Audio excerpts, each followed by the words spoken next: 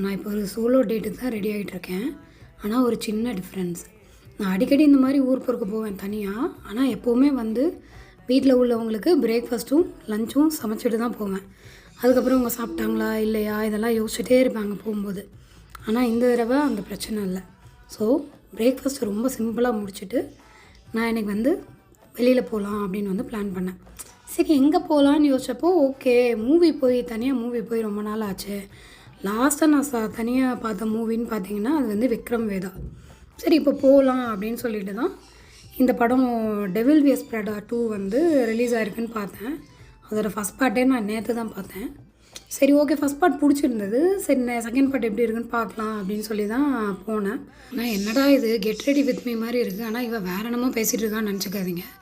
இதை நான் எக்ஸ்பிளைன் பண்ணேன் அப்படின்னா உங்களுக்கு என்ன புரியும்னா என்னை விட நீங்கள் பெட்டராகவே ரெடி ஆகலான்றது உங்களுக்கு நல்லாவே புரியும்.